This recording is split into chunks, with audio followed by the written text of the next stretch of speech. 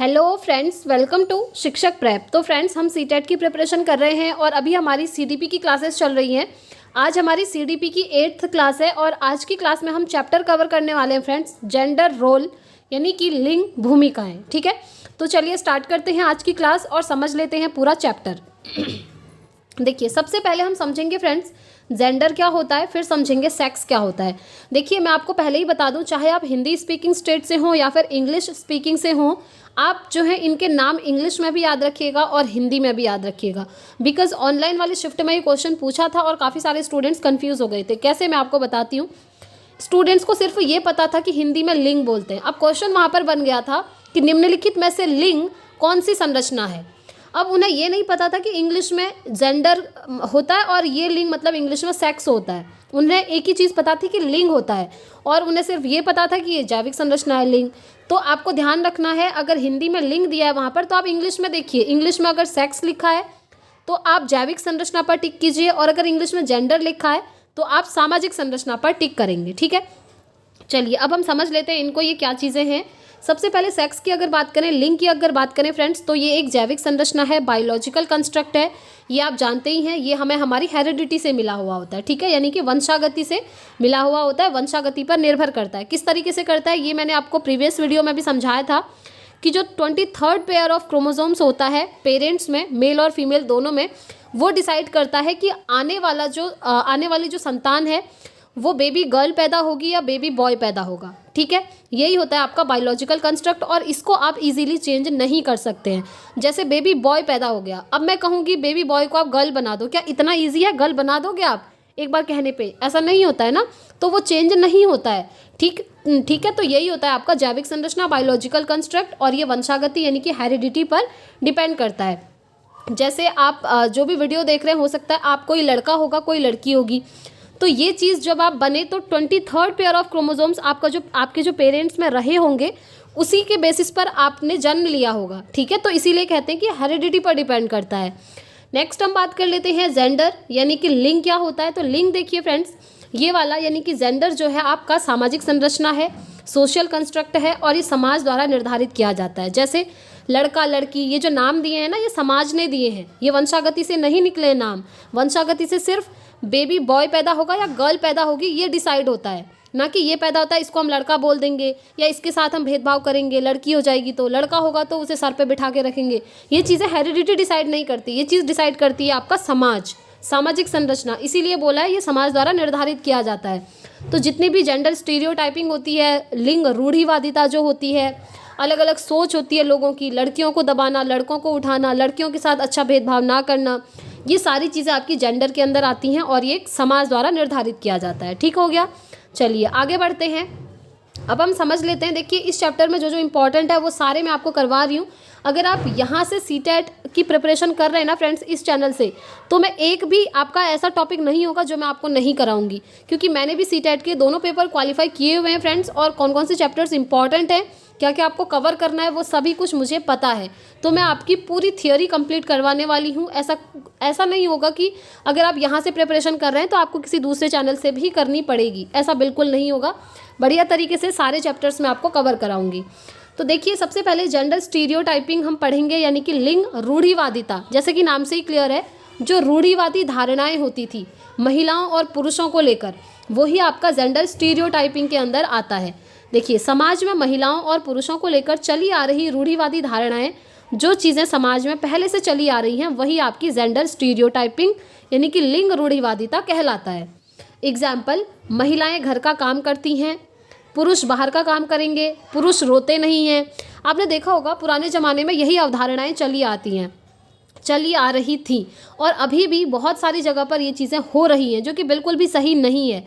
लड़के और लड़कियों में भेदभाव किया जाता है। ठीक है, जैसे कहा जाता है कि लड़कियों को तुम घर के काम करो, तुम उसी के लिए तुम पैदा हुई हो। लड़कों को बोला जाता है तुम बाहर जाओ, ऑफिस का काम करो, इस चीज़ के लिए तुम बने हो। और कहीं कहीं ये भी बोला जाता है कि लड़के जो है रोते नहीं हैं। आपने देखा होगा, एक डायलॉग मारते हैं लड़कों को, अगर लड़के रोते हैं, कि तुम लड़कियों की तरह रो क्यों रहे हो।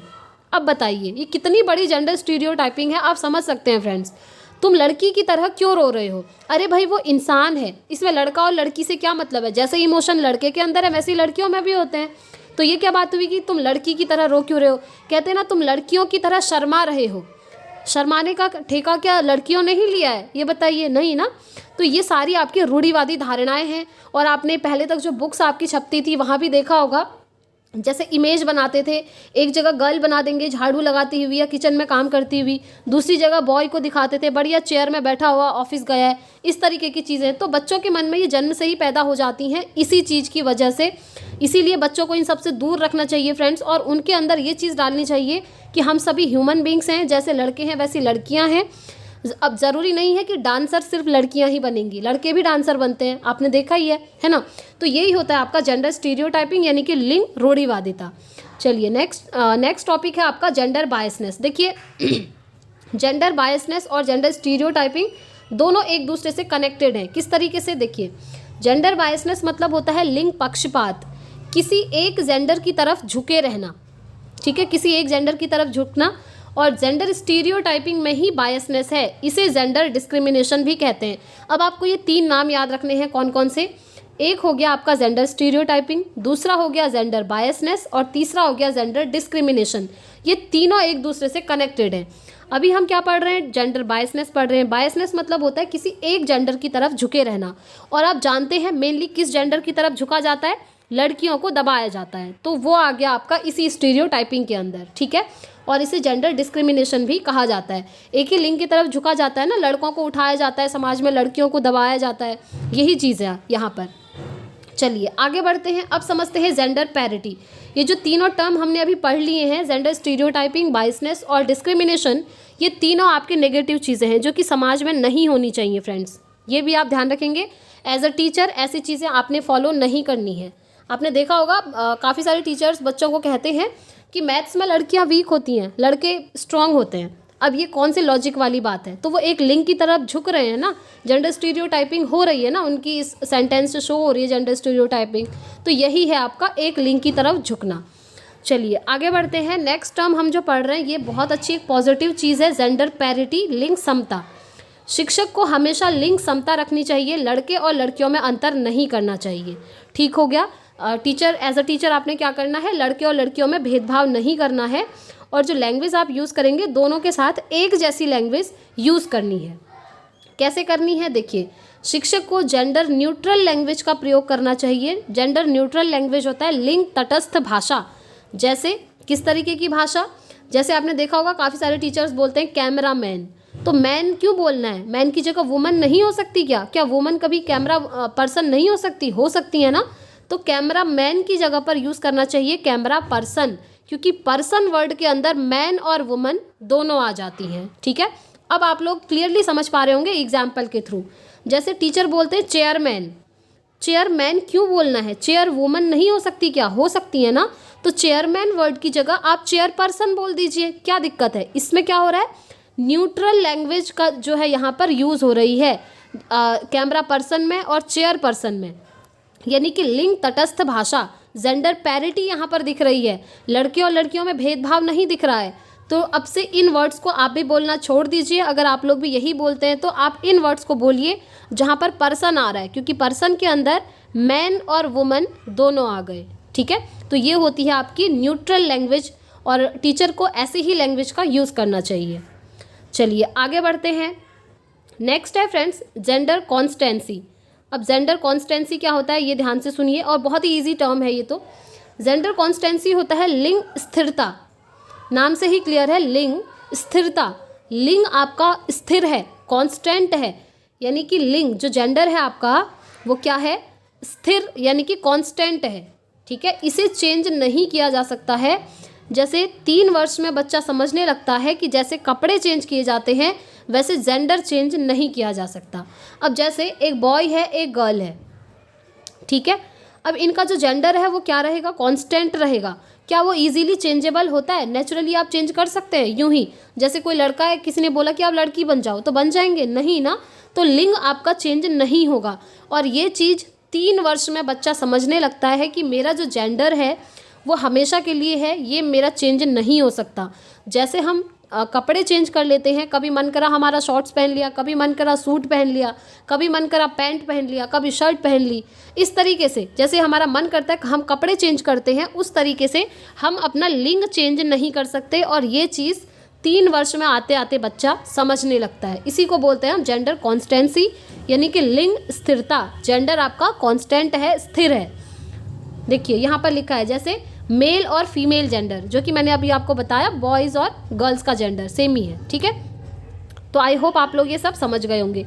इस चैप्टर में बस इतना ही था फ्रेंड्स। इंपॉर्टेंट यही है कि जेंडर कॉन्स्टेंसी याद रखना है। और सीटेट में इस चैप्टर से आप लिख कर ले लीजिए 100%, 2 क्वेश्चन हमेशा बनते हैं। सबसे पहले तो जेंडर पैरिटी याद रखिएगा कि टीचर को अपनी लैंग्वेज में समता रखनी है। टीचर की लैंग्वेज से कभी ऐसा नहीं झलकना चाहिए कि वो लड़कों को प्रेफरेंस दे रहे हैं या लड़कियों को प्रेफरेंस दे रहे हैं। दोनों में समान व्यवहार होना चाहिए और उनकी लैंग्वेज में समता होनी चाहिए, पैरिटी होनी चाहिए, ठीक है। जैसे कभी कभी होता है ना, कोई कंपटीशन अगर टीचर स्कूल में करवाते हैं, अगर म्यूज़िक वगैरह का काम होगा तो बोलेंगे कि म्यूज़िक वाली टीम जो है लड़कियों की बना देते हैं और क्रिकेट खेलने वाली टीम हम लड़कों की बना देते हैं।